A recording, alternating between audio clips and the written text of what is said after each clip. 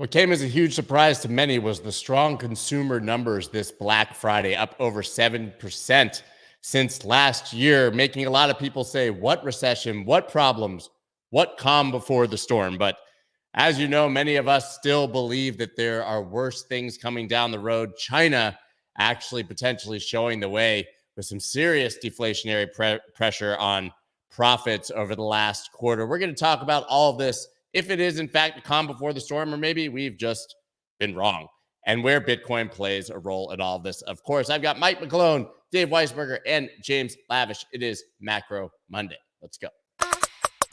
Let's go.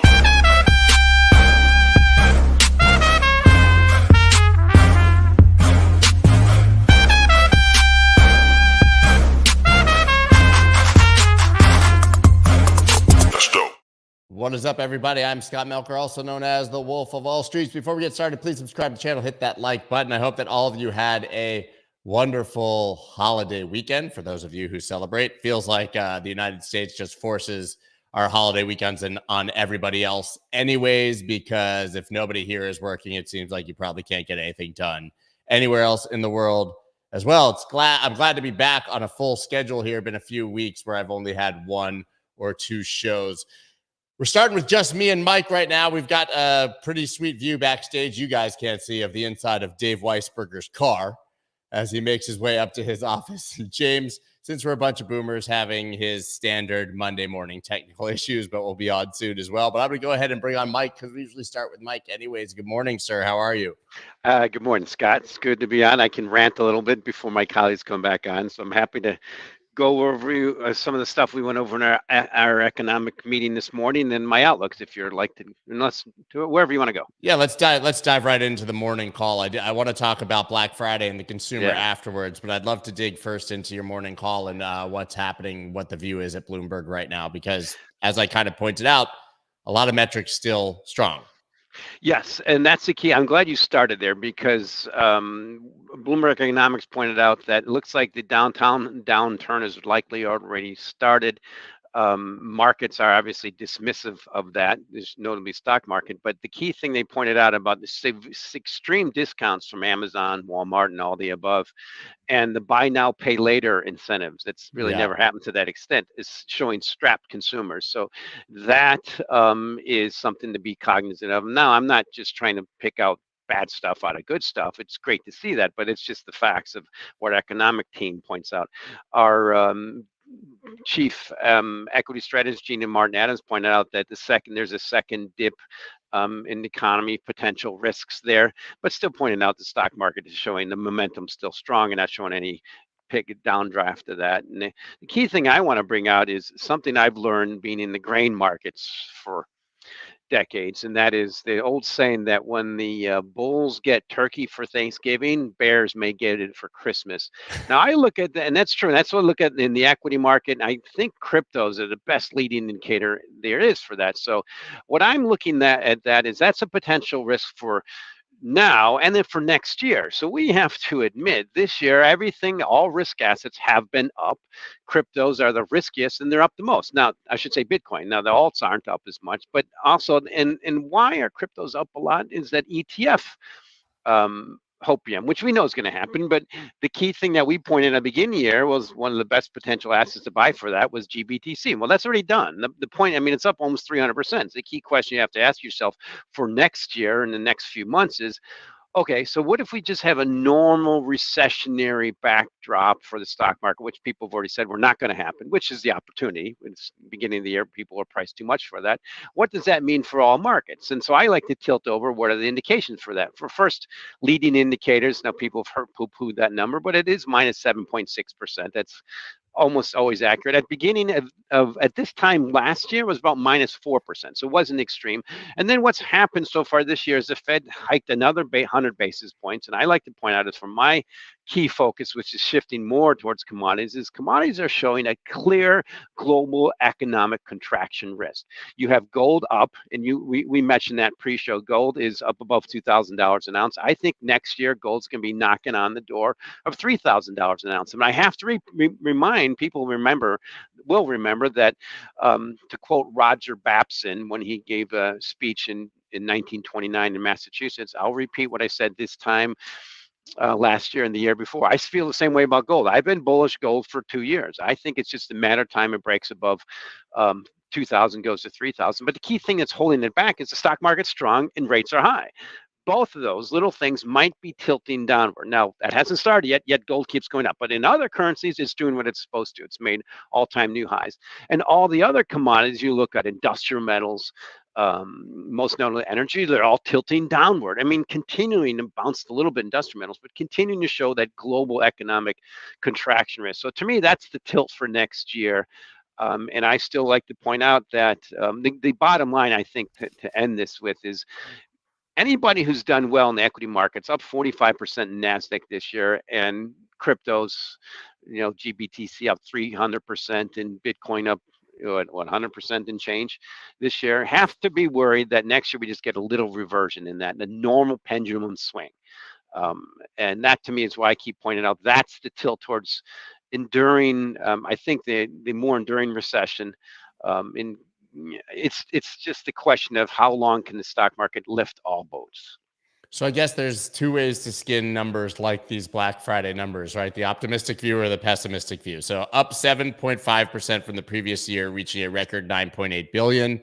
And there was actually, I think, a 2% increase in stores as well, which I think surprised a lot of people. But most of this, as you mentioned, online. Then you were quick to point out buy now, pay later, which saw 79 million in sales and a 47% increase from the prior year. So basically what you're saying is that people aren't canceling Christmas, so they're going to get the deal while they can and kick the can down the road on paying for it. So maybe these numbers aren't as positive as they would seem because, on the surface, once again, it just looks like we have a strong consumer. Well, okay, that's a good thing. We've had a strong consumer for most of this year, but the bottom line I like to write about is why we've had a strong consumer this year is partly because of the wealth effect. There has not been a significant drop in the wealth that people gain from the 41% increase in money supply in virtually all assets to the peak in 2022. Now that's dropped back a little bit, but most homes have actually increased and are flat to higher from those peaks.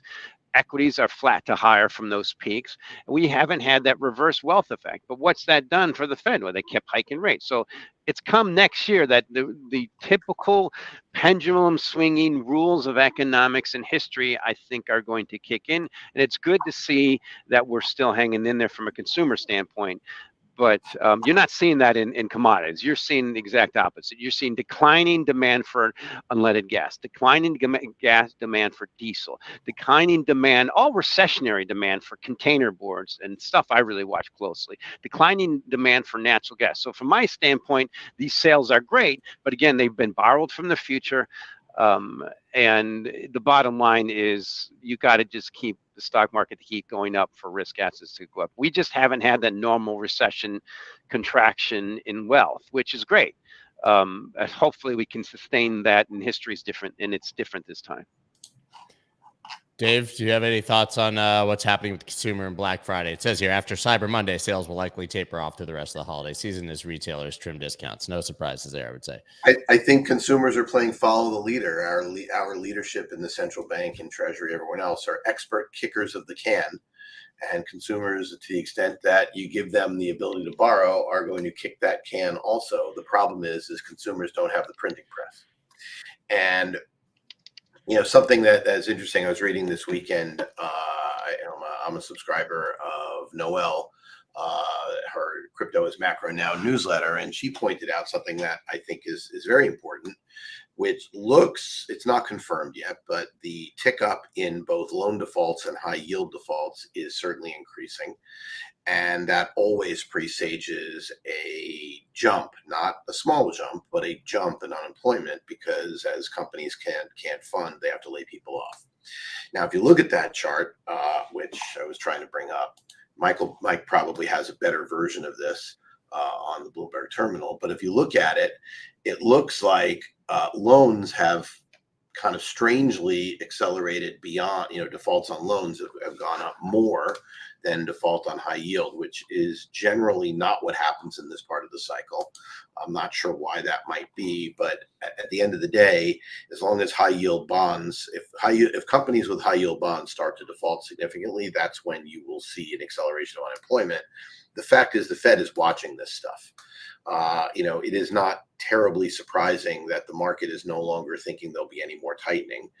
And I think most people in the market are betting on the ace can kickers, tapping out, and coming back in. And I think that's what's going on.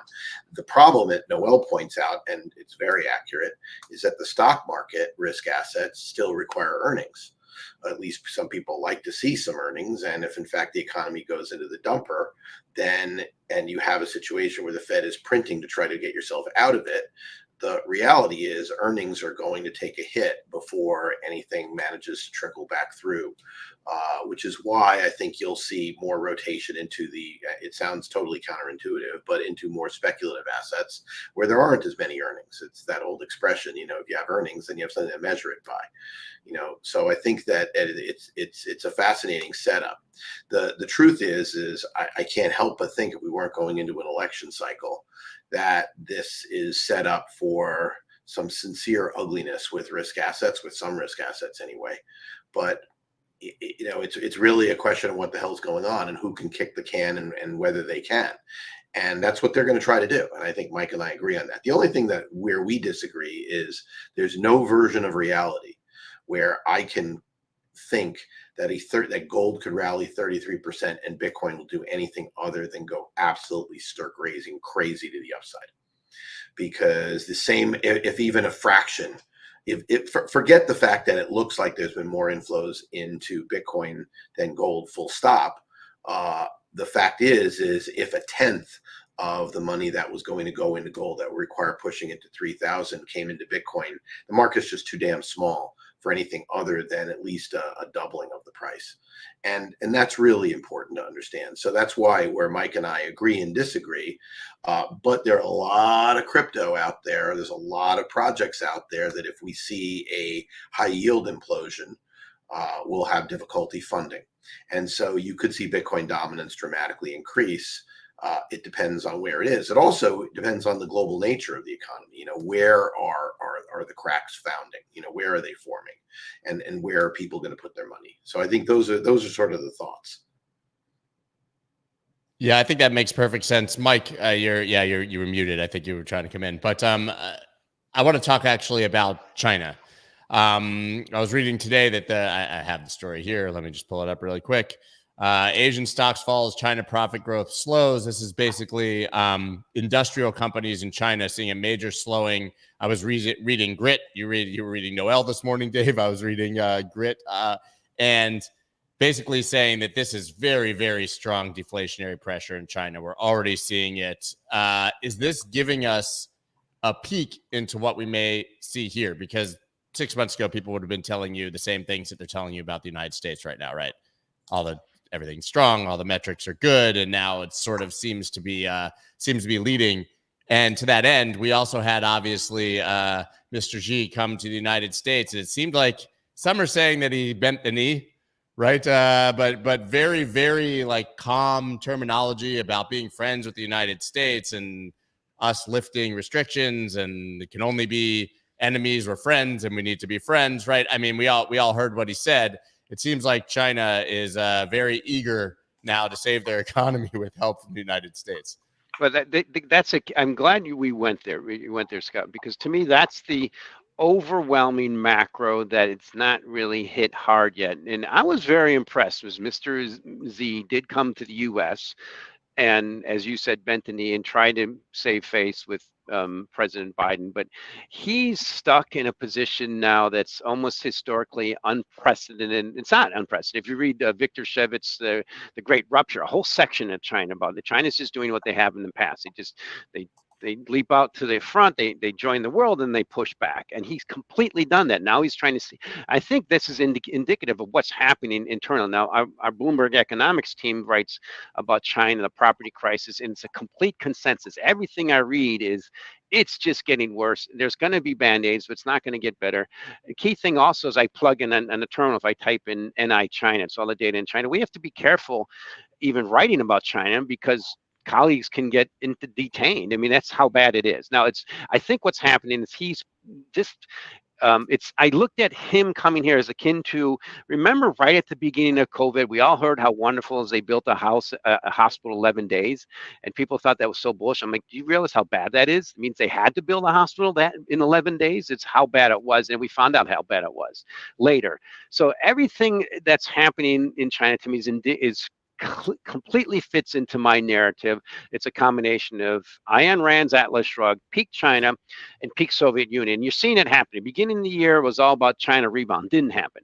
And now we have this virus kicking in again there. And we have every major country in the world that was importing from China. It's so politically incorrect now to import. They're finding other ways. Most notably, the lesson you learn in the history of the last 100 years. If you're a poor nation, you want to become wealthy, be friends with the United States. If you want to get poor again, be an enemy of the United States. It's just the way it's always worked. Has that changed? Who do they cozy up with? There's not a lot of demand pull out of the Soviet Union. So, Russia. So to me, this is the macro big picture. And I'll end with one key thing that's the best metric I think you can watch. Just watch rates.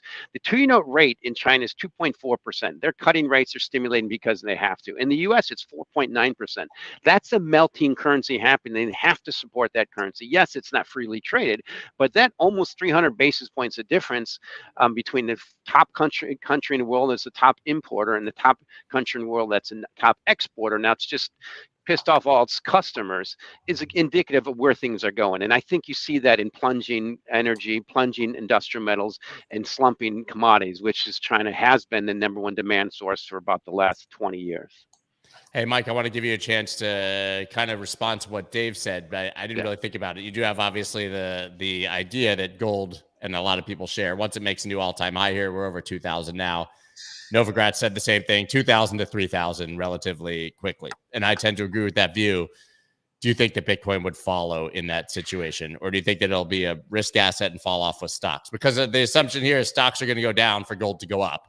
So right? that is, and I still think bigger picture macro, Bitcoin has a higher correlation with the stock market to gold. And also remember gold, Bitcoin has about 3 times the volatility as it does of gold and the stock market. And when markets go down, typically high volatility assets go down more. Now, one thing that's a problem for Bitcoin is it's already gone up a lot from the bottom on the narrative that everybody agrees with. They're going to get ETFs. But the thing that we agreed with on this program a year ago was, if you're bullish ETFs and Bitcoin ETFs, buy GBTC. Now, what happened with GBTC? It's the best performer. It did what it's supposed to do in that narrative of taking away that discount and going to the ETF space. So I'm very much, I disagree with Dave on that. And I think here's the thing, I need to see the proof. Show me the beef. And here's the thing why I like to say, because if we get a normal 50% drawdown peak to trough in the stock market, which is a lot, but that's what happened the last 2 times we had recessions, then I think Bitcoin's going to suffer and gold will do better. But here's the thing is, we have not seen proof of that divergent strength yet. Now, we've seen the proof of divergent weakness in all the alts, most of the alts that got way too expensive on speculation. But let's look at this year in history. Let's look at the last 2 years. Everything, all risk assets went down in 2022. Cryptos went down the most because they're the highest risk asset. Just look at a value at risk model. Everything's gone up this year. Bitcoin's gone up the most because it's a higher volatility asset, and it's got that. Of course, I get it. It's the fastest horse in the race, but we have not seen that chance for it to show macro divergence strength in a recession, stock market going down, Bitcoin going to go up. I want to see the beef. I need to see the same. And I look at it as a risk manager sitting in that desk and saying to my boss who's running the money, say, oh, yes, sir, I agree with you. But if you look at the history, when stock market goes down, Bitcoin goes down. And I just need to see that show something other than that. I mean, first of all, there's the correlation between Bitcoin and the stock market over the last, 6 months has been negligible. But all of that is immaterial if one goes back to first principles. Where Mike and I disagree, and I pointed out every single freaking time, is Bitcoin trades like an option, and the trading characteristics of options are different than the trading characteristics of assets.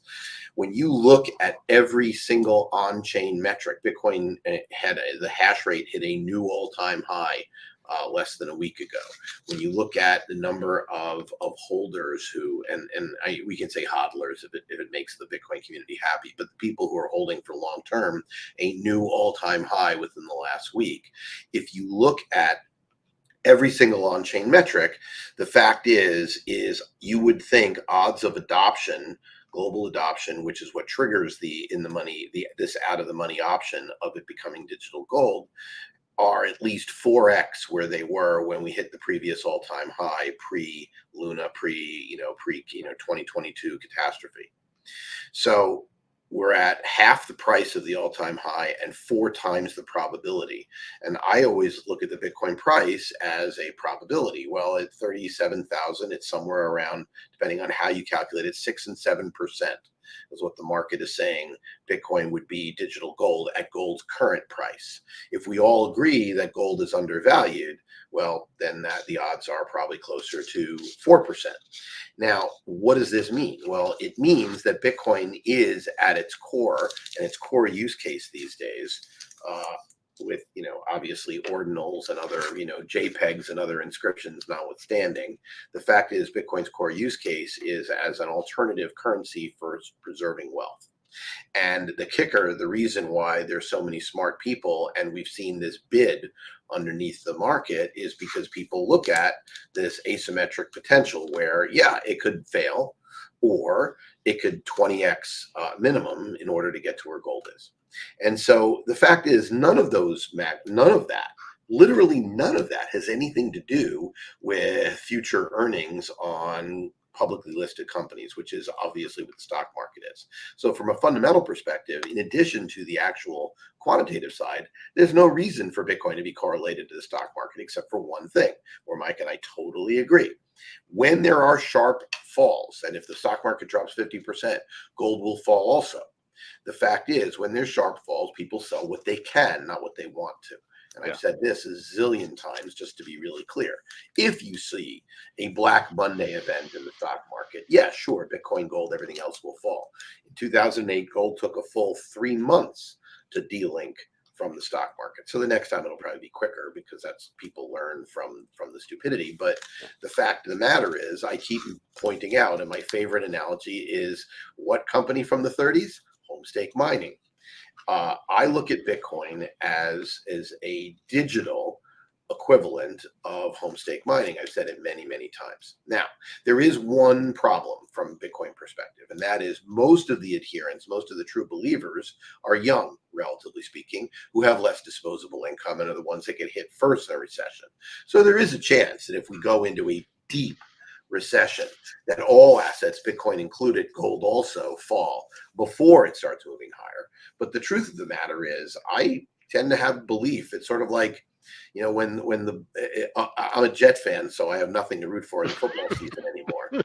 But when you do have one of those quarterbacks and the Jets are playing them, and the Jets score, but it's a 6-point or less lead going toward the end of the game, you kind of know that quarterback's going to drive the ball down and score, and you're going to walk out shaking your head saying, same old Jets. Well, in reverse, I don't like the word faith, but I tend to believe that our political class has at least 1 or 2 more can kicks in them before everything goes to hell in a handbasket. And so, I don't know, but I'm a full believer in QE, whatever the hell we're up to, 3, 4, 5, I don't know, coming. And I think that is when the recession starts to kick up its head. I don't think there's any chance this year, going into a presidential election, that the Fed or the Treasury are going to allow unemployment to go from 3% to 7%, because they'll know that will be creating regime change via the election. And so it may happen anyway, or it may not happen, whatever. But I just think that they're going to take those sorts of extraordinary measures. I'll follow up with that one. We should tilt to James. Let me just give some facts on gold. So I like to say in the gold as a basic, long-term commodity strategy, I think it's imprudent to be a gold bullish investor anymore, to hold gold without some Bitcoin in that space. I think completely agree with that narrative. Let's give you some facts on gold this year. Gold ETF holdings On a year-over-year basis, they're down about 8%, and gold's up 15%. It's beating the S&P 500. That's never happened. We had ETFs selling gold. Why is gold up? Because the deepest pockets on the planet are buying gold. Central banks, they can print currency, they can print paper money and buy gold with it, and they are in this war environment, global potential. Some people are calling it World War III. So to me, that's the bullish case for gold. Now, I don't disagree with Dave about Bitcoin. The key thing, remember, it's the best performing asset in history. When you got to sell, you sell where you have some money and some profits. So now that's a short-term thing, but again, we haven't got through that. And also, here's a key thing that markets already priced for next year, which I find striking, is what Dave mentioned, is there's not much we can do, anybody can do, for an unemployment going from a bottom of 3.4% to reaching 5% next year and this year. That's the call from Bloomberg Economics, that you're going to reach 5%. It's against consensus. It's very recessionary, but the market's already priced for that in rates. So if I just look at Fed fund futures in 1 year, from November, they're priced for price for 90 basis points, about 90 basis points of cut. So markets already priced for the Fed to cut, yet most economists, most interest rate standards say they're not going to cut unless they have to. The key question we have to ask ourselves is, what makes the Fed cut? You know, people are saying, oh, inflation going low. But for the rest of our lives, we're going to say, well, the last time you cut too much, you created this inflation. So my bias is there's only one thing that really triggered them to cut, and that's risk assets going down. And what's the leading risk asset on the planet? James, we were sort of debating here whether if gold goes from 2,000 to 3,000 and the stock market crashes, what does Bitcoin do? Does it behave like the stock market, or does it behave like gold? I know that you think that it will behave like the stock market, at least initially, because you've said it here before. But do you think that it can then behave like gold? What would make it? Well, I guess since we're calling it a lifeboat here, what would make it that actual lifeboat to somewhat detached from the risk-on environment?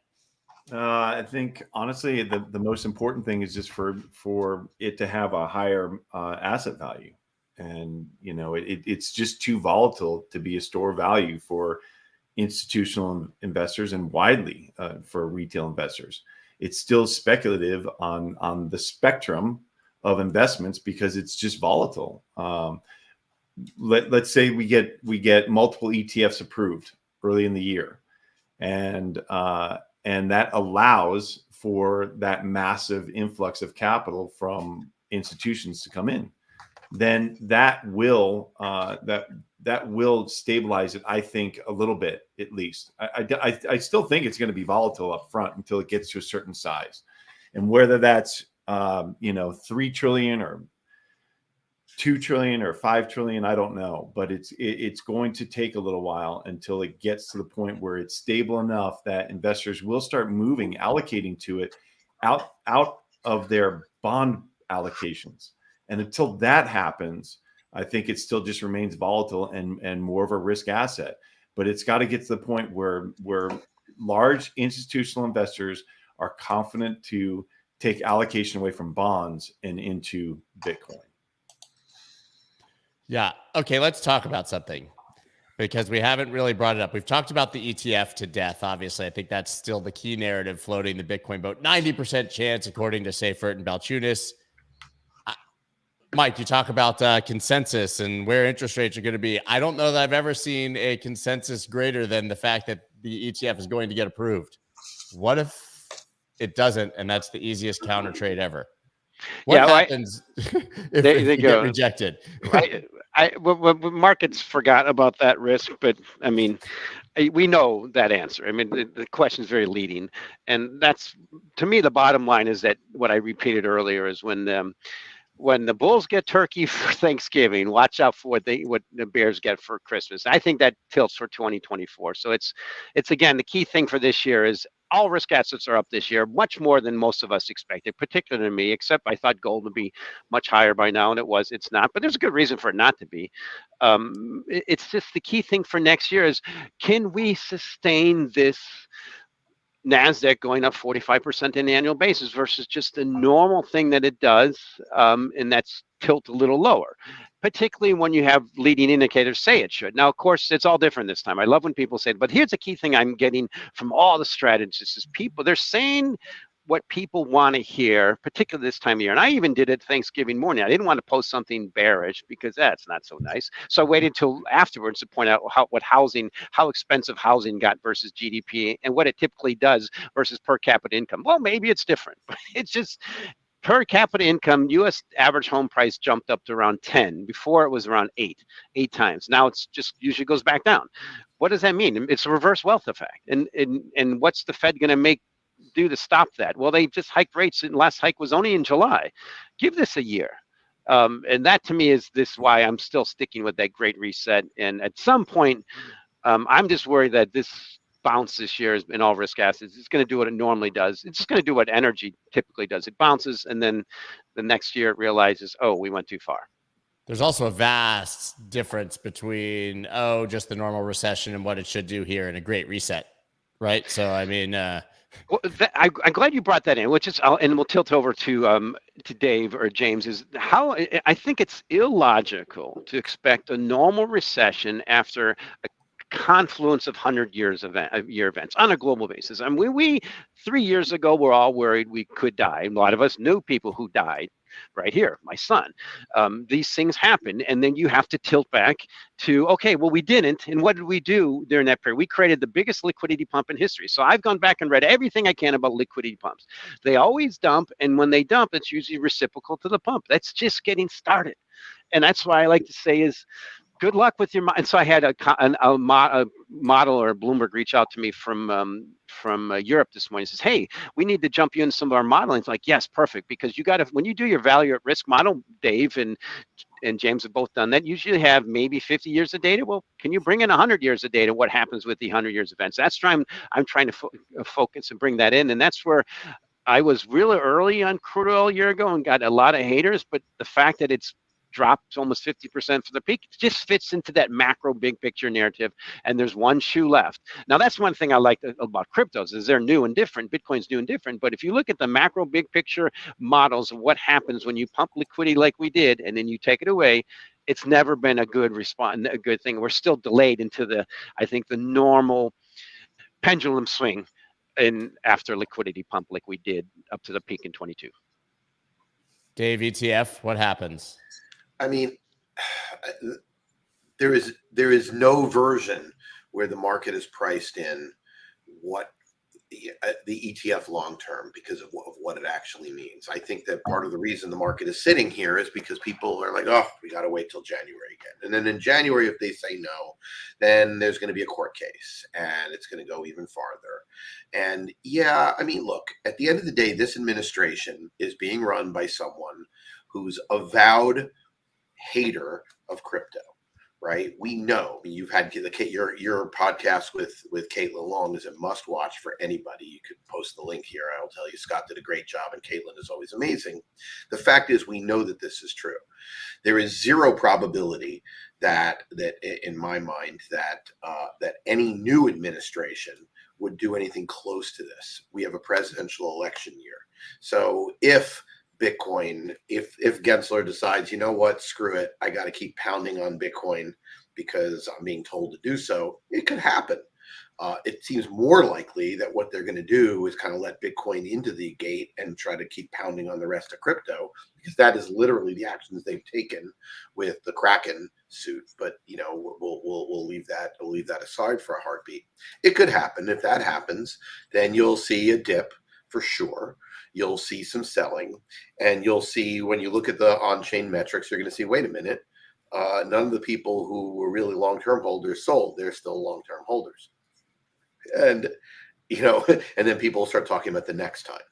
And look, I think that that's what happens. And, you know, sure, is it a tradable sell-off? Yeah, it could be 20%. I mean, that sounds like bad for most assets, but for Bitcoin, that's Tuesday, right? You know, or so it's like, you know, what are you worrying about? I think that people don't understand what's actually happening here.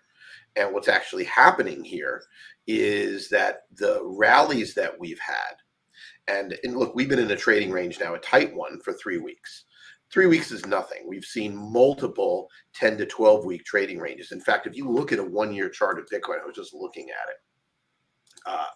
It looks like plateau for 6 to 10 weeks, a ramp plateau for 6 to 10 weeks, a ramp plateau for 6 to 10 weeks, a tiny little ramp and a tiny little, whatever for, basically all of it. And then we've just had a ramp. And so for us to plateau here wouldn't surprise anybody. The issue is it's basically done nothing. I mean, there's no Thanksgiving rally for Bitcoin. The rally was, at the beginning of November, and it's been pretty much exactly where it was. I mean, within, $1,000 or so, which is no big deal. So look, I look at this as right now there's a door. The door is fairly reasonable and we understand it. The things that I'm staring at on a daily basis is the amount of speculative activity. Things like last week, because it was the roll, and because there are people who are using Bitcoin futures to have their Bitcoin exposure, the calendar spread from November before it expired to December popped to $600 to $800. It is back down today to $400, which is still high. Don't get me wrong, because the math says it should be around 120 with today's interest rates, but it's half what it was last week. If you look at the funding rates across all the perpetual swap markets, they're all negative or flat. There's no speculation in the markets right now. None. And in fact, we saw this when we had a couple of moves over the last few weeks that we've seen more short liquidations on moves than long. But the truth of the matter is there's no long side speculation. Well, what causes a major dump in Bitcoin price? Major dump in Bitcoin price happens when there's a lot of long speculators that people can trigger and create a liquidation cascade. If you don't have a lot of longs, you can't create a cascade. With leverage, right? Just so people are clear, he's speaking about with leverage, because we have seen quite a bit of demand on the spot side buying, right? So, and I think that's lending to your point. You're seeing more investors than speculators. Yeah. I mean, look, at the end of the day, I mean, we're seeing lots of motion in crypto writ large. I mean, there have been a lot of coins that have had significant moves. Bitcoin and Ether, it's still relatively stable. It got up to 0.56 something. Now it's at 0.54 something. Almost, it's been kind of around 0.55. 0.55 is the ratio for a while now. But the truth is that there's been a lot of motion under the covers. I mean, we see it because we see a lot more volume going through our platform. We see a lot of spread trading. We see a lot of stuff, but there's no long bias. There's no short bias either. It's just there's no the speculative on leverage stuff, which has literally been the most reliable indicator of a market top. We are not. It just totally doesn't look like that. The last time we saw any, it lasted for less than 3 hours, not 3 weeks.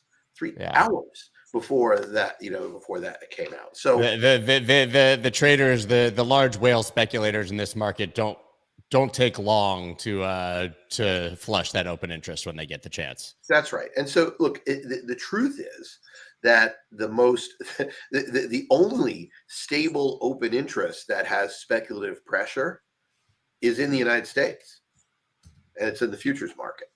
And now I can show you, it's right here. I mean, now, by the way, CME has smoked Binance. Now it's 15 billion, I think, ahead in open interest. Right. We talked about that maybe they would pass them. Now they're leaving them in the rear view. There's 15%-ish more open interest on CME than Binance futures. Right. And so, look, the fact that the CME still has a premium is a little worrisome. It says that, there are people in the U.S. who are betting. That's the people who are betting on a spot ETF. And that's the money that causes what I would think that looks to be about a 10 to 15 to 20% dump if the ETF doesn't happen. But it won't be the ETF not happening. It'll be the ETF. It'll be they're going to be taking back to court again, because if you think BlackRock and Fidelity, who's working with the staff, and there's just no way. We're way too far down this rabbit hole. Does it have to happen in January? No. Could they delay it again? Of course. They could talk about, this is the whole technical thing of in-kind versus cash redemption. And I'm happy to explain that if people really care. But the truth is that it's no longer an if. It's semantics. Yeah.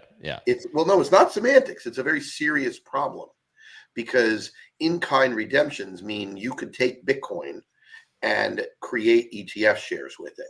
If you can't, then you have to pay a market maker dollars based upon the spot price. That is a big difference, which means if you have Bitcoin and you want to turn it into ETF, you would have to literally sell it for cash, and then flop it to an ETF. So what you'll end up with is a market that I used to play in a lot when I ran a $1 billion index arb book called the EFP, or Exchange for Physical Market. And that market's not well developed because the US companies can't touch physical Bitcoin. And so you're going to end up with a leak in the plumbing if the SEC forces it that way. It will be more expensive, because one of the little thought about but very important reasons why a spot ETF should be a very big deal is it will lower trading costs. Why? Because market makers are pretty efficient and they're pretty competitive. And so you'll end up with very tight spreads, zero commissions in your Schwab, Dean Witter, Morgan Stanley, whatever, account. And, and that will attract a lot more retail interest because people like stuff that's cheap, right? Cheap to trade. Bitcoin right now is very expensive to trade if you're retail. And so that will make a big difference. If they force it to cash only, then yes, it'll still be cheaper, but it won't be as much cheaper because of that. So those things do matter, but I don't think we're talking about this big binary bad decision. I think, yes, when the news comes out, you'll get a pump, and at least 50% of that pump will retrace. I think so. I got a question that for you, Dave, and your thoughts on this. So, when you launch an ETF, you have to have some sort of an NAV of the underlying, right? And so, there's all kinds of talk about BlackRock out there trying to accumulate enough Bitcoin for when they do, in fact, get approved. But GBTC has the underlying NAV, and it's trading at a discount to it right now. So if and when that does get approved to then be translated into an ETF, it would seem to me they have an advantage in a way, in that they already have that underlying. I mean, I look, they might. I mean, it depends. I mean, look, it's going to trade at a discount for a while for a very simple reason. It's because there's a management fee associated with it and risk that they can't play nice with the SEC and all the other corporate crap that's going on. But that discount is very low right now. I mean, it's 8% right now, right? Right. So 8% seems fair for it. What is it, Mike?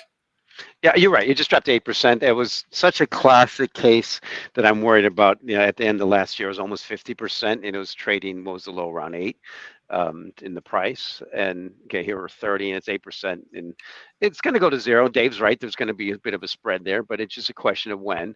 And the question, so then it's going to be, okay, this is going to be about the pure price of Bitcoin. And I did, overall, I think it's going to go higher, but I think just to piggyback on a few things that Scott pointed out, CME Open Interest now in terms of Bitcoins is 117,000 Bitcoins. And that's the key thing that as an ex-futures guy, to really make sure people are aware of. When you see the open interest in futures, and sometimes be careful of looking at it in dollars. You have to look at it in the underlying in terms of contracts of Bitcoin.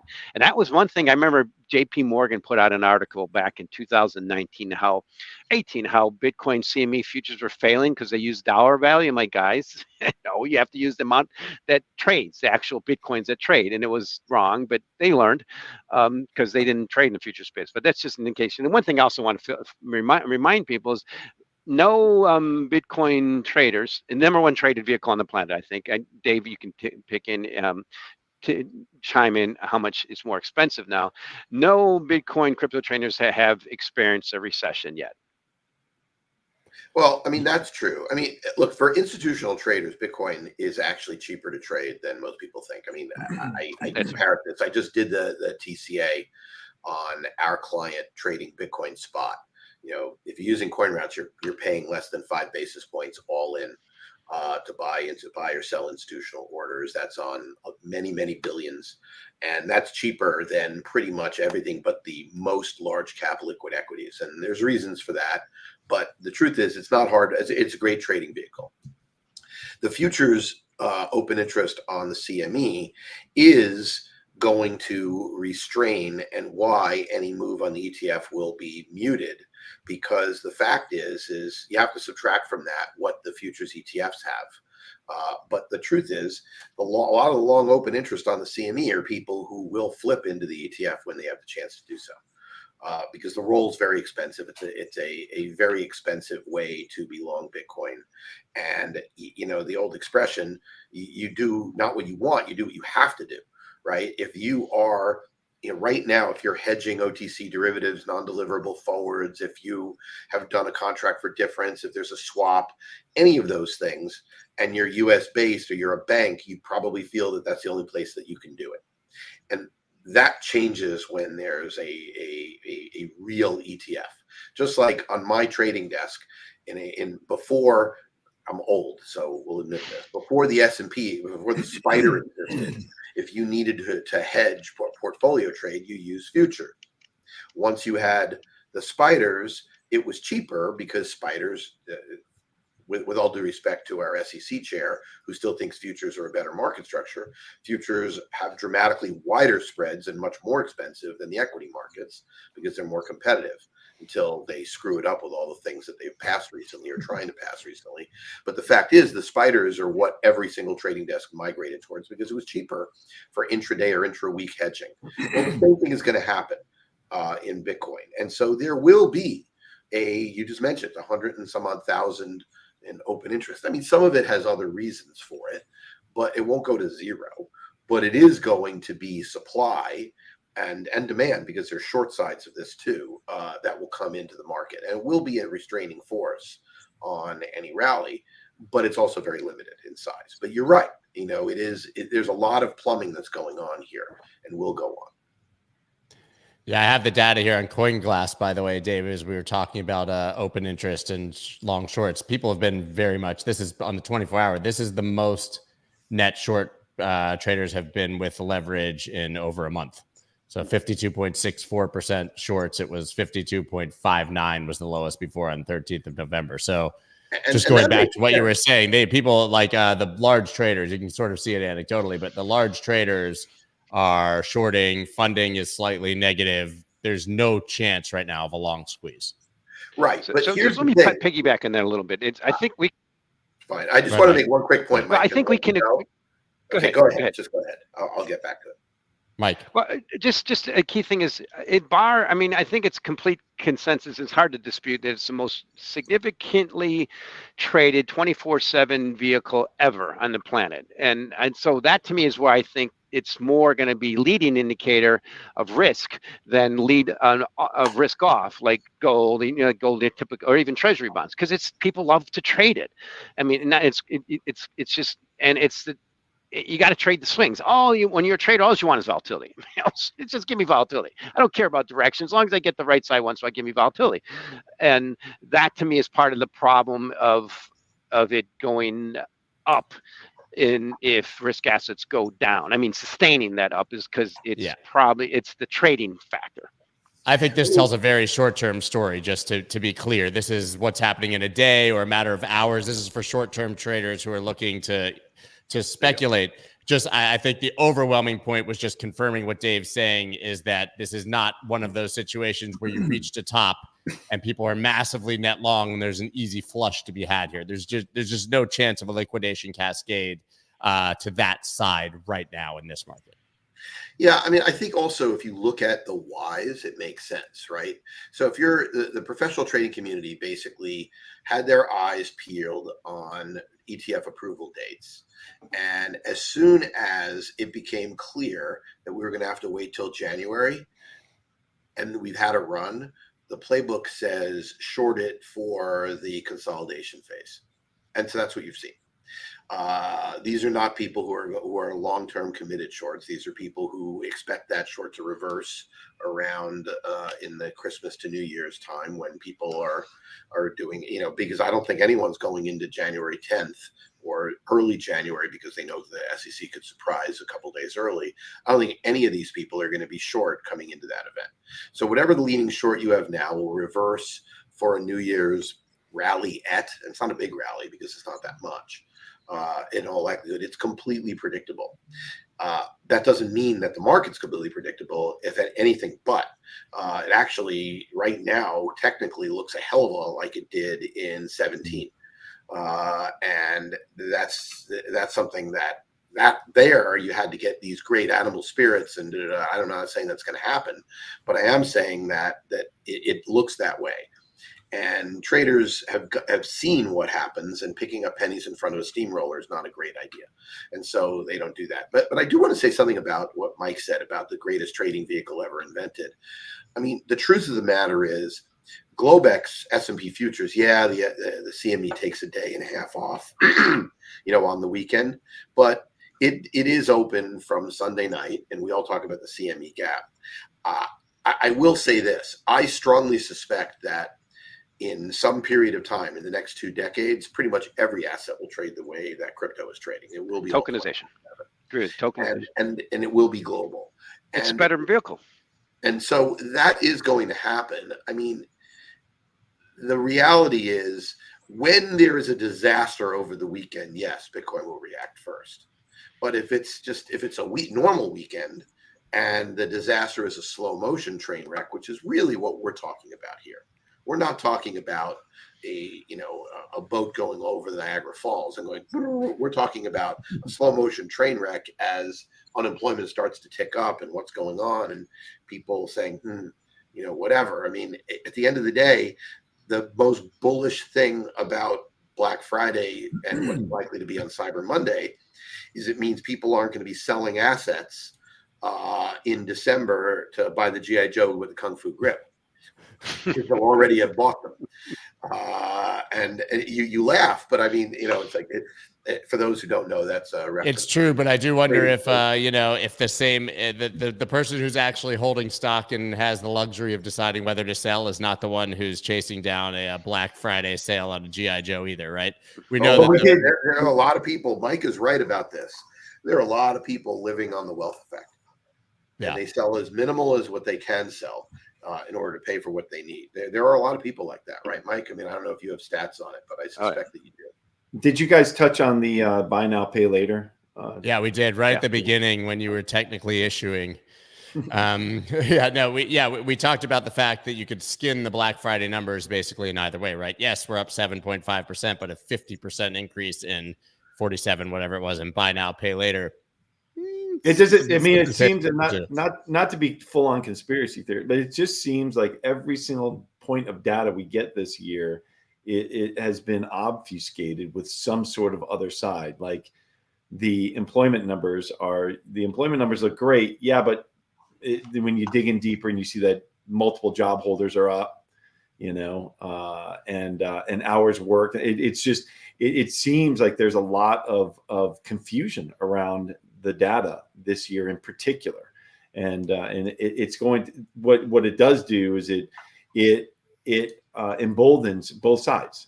It emboldens both the bears and the bulls, and so you get this more or less sideways action until and it is more like you're saying, Dave, instead of off the Niagara Falls, you're getting this slow motion train wreck because there's a lot of confusion around it. And so, so and another data point, I read months ago that I can't remember if it was the San Francisco or New York Fed that predicted that the stimulus checks would be all but evaporated by the end of this year. And so that goes back to this point of Black Friday, $9.8 billion of sales. How much of that was these checks? How much of it was on credit? How much of it, because, if you look at, I looked at some charts on Bloomberg this morning before the tech issues I had, and, just looking at the interest payments are surging, right? So if I can share, I'll try to see if I can share this. Yeah, just really quick question. Are we still talking about people living off of or feeling wealthy in 2023 because of a $1,200 stimulus check that they got 3 years ago? Are we talking about PPP where people, took $75,000 they didn't need it? Yeah. All the above. All the above. And then there's a money supply pump. It pumped 41% from 2019 end to the peak in 2022, 2021, and now it's only 34%. If you look at all risk assets, they're up the same. It's never happened in history. So exactly. And so in just a few months ago, we were talking about how interest payments were going to surge Yeah. because of rate raises and because of just the sheer amount of debt that individuals are taking on. The consumer debt is at all-time highs. And so here you go. And now, and this isn't just the interest payments. This is as a percentage of income. And so we're fast approaching the highs of the great financial crisis. This is, I mean, the only thing we're missing on this chart here is that red line on the right-hand side. There you go. Then it's magenta for which is the recession. But the increase there is just astounding. It's astounding. You look at these past ones, and this is literally this is LCAP. Faster and twice as far to travel there on the jump. It's absolutely incredible. Are people just blind to this, or are they just doing what they have to? Like, how does your average person who sees this not react? There's a few reasons in my mind. Number one, all individuals have been used to, anybody who is younger than Gen X basically has been used to ZIRP, zero interest rate policy, for over a decade now. That's number one. So taking out debt and credit was nothing. I mean, you could deal with it, right? So that's number one. Number two, wages are not keeping up with inflation. Number three, you now have the Fed didn't raise rates just 5%. The Fed raised rates over 1,000% of where they were, right? Yeah. So it was like they've raised it from 0.25 to over 500 basis points. So 25 basis points to 500 basis points is a massive move in rates on a percentage basis from where they were. And so now you're seeing credit card rates at 29.9%, because I guess that's what they think they can get away with before it's predatory. Pitchforks and torches. Yeah, I mean, and so this is where we're at. And of course, don't underestimate those pitchforks and torches and the fear among the current administration about what this means. I mean, even if unemployment doesn't pick up and they can suppress what it looks like by double counting people who are working a part-time job because they can't afford what they're doing on their full-time job, those interest payments are one of the reasons people keep asking this question. All the pundits, you read this stuff, it's like, I see this all the time. I mean, Mike, you must laugh about this. People saying, I don't understand this recession. Why are voters saying that they're not happy with the economy? Look at all these great numbers. And the answer is because people can do math. And they say, okay, paying my minimum, my credit card bill costs me X. Paying my insurance costs me Y. Paying my rent or my HOA fees, which are going up much more than I ever expected, are costing me Z. And they look at all this and they say, okay, add that up, and it's more than, what my take-home pay is. I got a problem. And that's why voters are pissed. So, what are we seeing? We're seeing the obvious. I mean, Elizabeth Warren on every single one of these things calls for price controls, right? And how does that happen? If price you controls think on Big Macs, right? If you or think, on Subway, that's it, on Subway, right? Oh my God, they think that there'll be monopolistic behavior because we lost the $5 footlongs. Well, we lost the $5 footlongs because it cost them $6 to make it. Yeah, look at the chart I just put up, right? Gotcha. So, and this is the voter who's realizing that they're being gaslighted, right here. They're being gaslit. Yep. They're under pressure. Their delinquencies are rising because now they've got all of those student loan payments that they've got to make, and they've got to make the credit card payments that they were ignoring. And so where did that $9.8 billion of spending come from? Well, it probably boomers who are buying things for themselves and for their kids and grandkids, and then paying buy now, pay later. Yeah. Because and before you joined, James, I made a point, and I'd love to hear your take on this, which is courtesy of Noel, who's part of someone else, that loan delinquencies are leading ahead of, in this spike, high yield bond fund delinquencies, which is fascinating and is exactly why what you were just showing. But when the high yield bonds start catching up, i.e. the financial system, because they're going to have to be reset. They're getting reset over the next 3 to 5 years. And when that happens, and they'll start resetting this year at the end, in the middle of 2024 and towards the end, you'll start seeing a bunch of them. And why have high yield spreads? Why are they so tight? Because investors are still emboldened to go after risk assets. That's a risk asset. Yep. You know, so yeah. Love it, guys, but it's 10:03. Sorry, I was late. My You're good. My computer decided to update, and when I turned it on, it decided to update. I'm like, so yeah. And it's like a casual 47 minutes later. Yeah, always, every time. Guys, amazing chat as always. Thank you so much, guys. All of their Twitter accounts are in the description. Please just follow them already, for God's sakes. Follow me too. I mean, I don't know, you might not be. And we will definitely, now I've got a full week on the docket this week, which is great for the first time. Still operating without a producer. Crazy. I know you guys keep asking for updates. He's still in detention in Louisiana somewhere waiting for deportation. We're now fully at a month. He's been sitting there. So pretty insane. If you're wondering what it's like to get stopped at the border in the United States, you don't really have many rights or due process. Really a crazy thing. So guys, we'll be back, of course, next Monday, and I will be back tomorrow at 9 a.m. Eastern Standard Time. All right, everybody. Thank you, guys. See ya. That's dope.